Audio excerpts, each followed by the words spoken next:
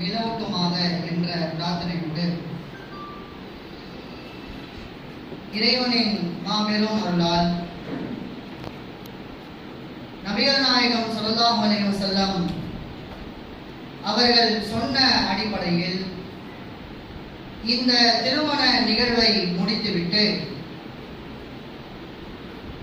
திருமணத்தை பற்றி இஸ்லாம் என்ன சொல்லுகிறது என்ற ஒரு சிறிய செய்தியை உங்களுக்கு முன்னால் நாம் பதிவு செய்ய இருக்கிறோம். திருமணம் என்பது இந்த உலகத்திலே எந்த ஒரு மனிதராலும் இந்த திருமணம் என்ற அந்த நிகழ்வை தங்களுடைய வாழ்க்கையிலே அவர்களுடைய வாழ்க்கை நெறியாகவும் இதை அமைத்துக் கொள்ளாமல் இருப்பதில்லை.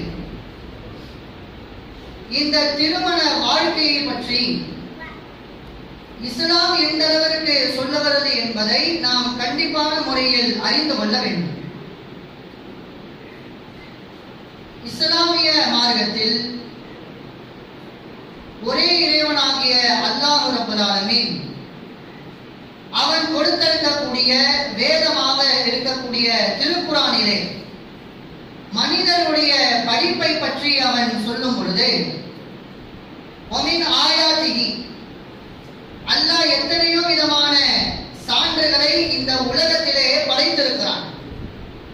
அப்படிப்பட்ட சான்றுகளில் ஒன்றாக இருப்பது என்னவென்று அல்லாஹ்வே சொல்லும் பொழுது அன் கலகலக்கும் மின் அன்ஃபுசிக்கும் அஸ்வாஜன் உங்களில் இருந்தே நாம் உங்களை படைத்திருக்கிறோம், உங்களிலிருந்து உங்களுக்கு ஒரு ஜோடியையும் நாம் அமைத்திருக்கிறோம் என்று அல்லாஹ் சொல்கிறான்.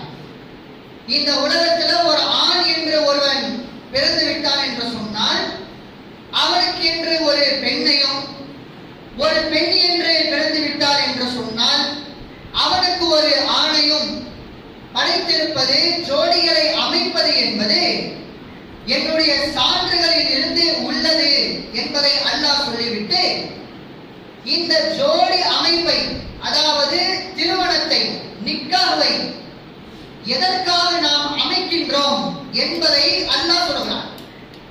இது ஒரு வார்த்தையாக மட்டுமல்லாமல் வாழ்க்கை நெறியாகவும் அந்த திருமணம் செய்யக்கூடிய மணமகன் மணமகள் இருவருக்கும் ஒரு அறிவுரையாகவும் தங்களுடைய வாழ்க்கையை கொண்டு எப்படி செல்ல வேண்டும் என்பதற்கான ஒரு வழிமுறையாகவும் ஒரு வார்த்தையில் அல்லாஹ் ரப்பல் ஆலமீன் சொல்கிறான், லிதஸ்குனு இலைஹா.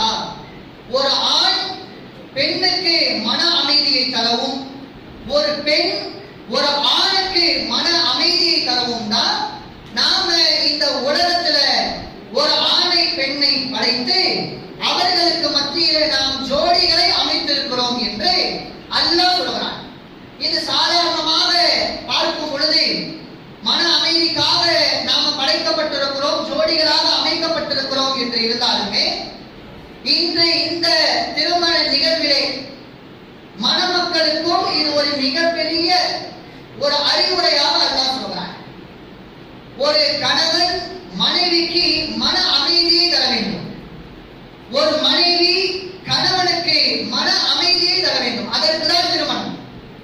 ஒரு மனிதன் மன அமைதியை பெறுவதற்காக தான் திருமணம் என்பதை அல்லாஹ் இதற்காக தான் படைத்திருக்கிறான் என்பதை மணமக்கள் இருவருமே ஏற்றுக்கொண்டு வாழ்வதற்கான ஒரு வாழ்க்கை நெறியாக இஸ்லாம் திருமணத்தை ஆக்கியிருக்கிறது என்பதை நாம் புரிந்து கொள்ள வேண்டும். அது மட்டுமல்லாம தொடர்ந்து அல்லாஹ் சொல்றான், வஜால பைனக்கும் மவத்தத்தன் வரஹ்மா.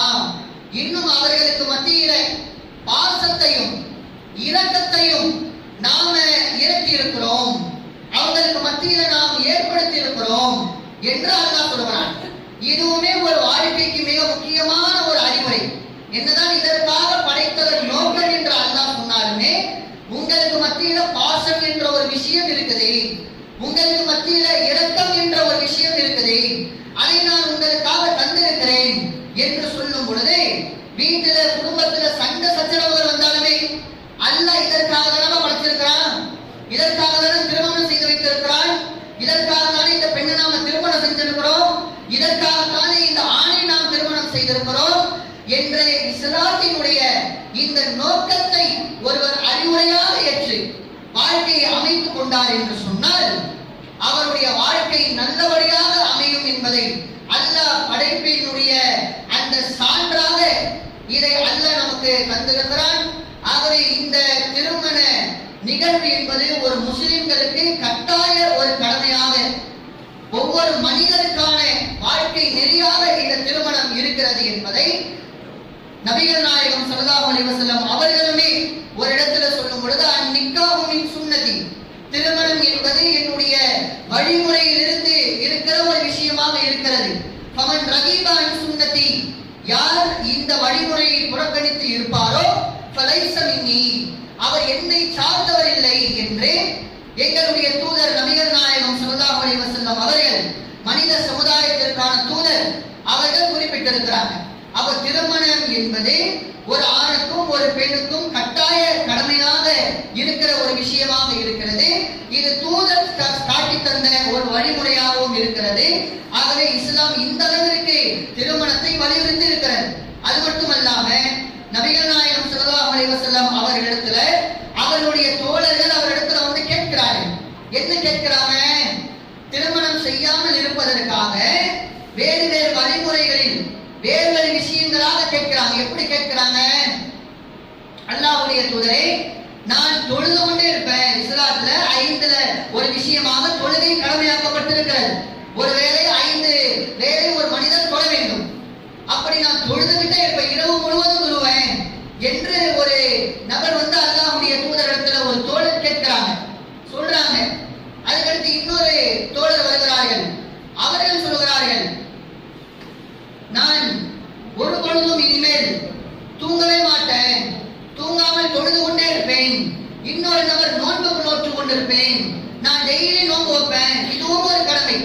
இஸ்லாத்துல ஒரு முஸ்லிமுக்கு நோன்பு என்பது நோன்பு மாதத்துல கடமை. இந்த நோன்பையும் நான் தொடர்ந்து வைப்பேன் என்று சொல்லுகிறார். மூன்றாவது ஒருவர் என்ன சொல்றாங்க? நான் திருமணம் செய்ய போறது கிடையாது. ஏன்னா திருமணம் ஒன்று செய்து விட்டால் மனைவி என்று ஒருவாள், பிள்ளை என்று ஒருவாள், அவங்களை கவனிக்கிறதுனால என்னால தொட முடியாது, என்னால வந்து நோன்பு வைக்க முடியாது, என்ன வேற வணக்கங்களை எல்லாம் செய்ய முடியாது என்று இந்த 3 தோழர்களுமே இவ்வாறு வந்து சொல்லுகிறார்கள். சொல்லும் பொழுது அல்லாஹ்வுடைய தூதர் என்ன செஞ்சாங்க?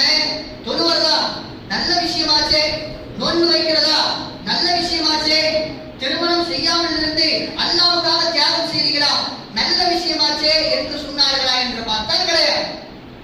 உனக்கு கண்ணுக்கு செய்ய வேண்டிய கடமை என்று ஒன்று இருக்கிறது. 20 முழுவதும் நீங்கள் தொழக்கூடாது. சிறிது நேரம் தொழுது விட்டு சிறிது நேரம் உறங்குங்கள். உங்களுடைய மனைவிக்கு செய்ய வேண்டிய கடமைகள் இருக்குது. நோன்பு வைத்து விட்டால் அதை செய்ய முடியாது. திருமணம் செய்வது என்பது அது கட்டாய ஒரு வழிமுறையாக இருக்கிறது. நான் திருமணம் செய்திருக்கிறேன், எனக்கு மனைவிகள் இருக்கிறார்கள், எனக்கு பிள்ளைகள் இருக்கிறார்கள்.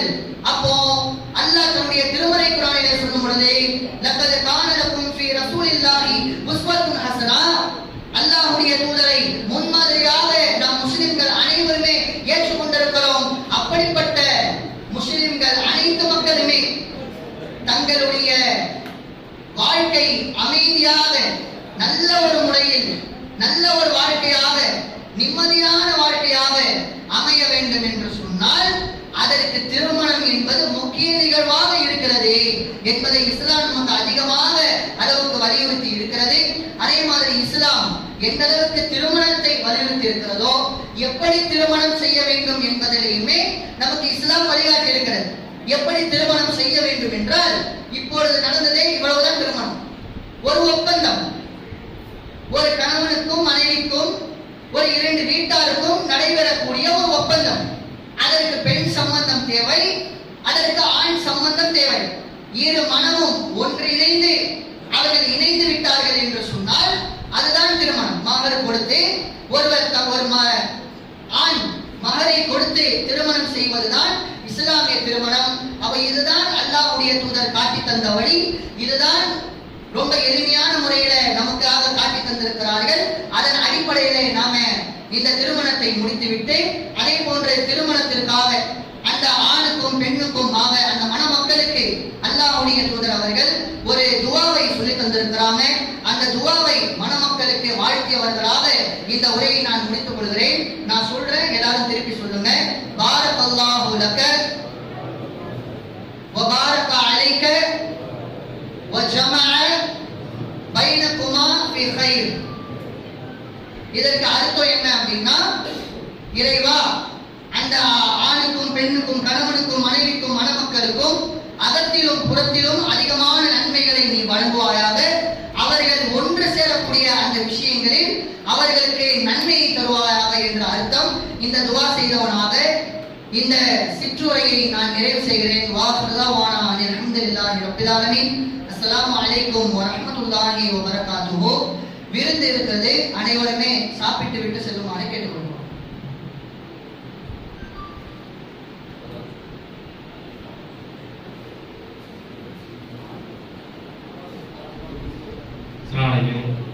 மாப்பிள்ளை வீட்டு சார்பாக விருந்து ஏற்பாடு செய்யப்பட்டுள்ளது. அனைவரும் விருந்தில் கலந்து கொண்டு துஆ செய்துவிட்டு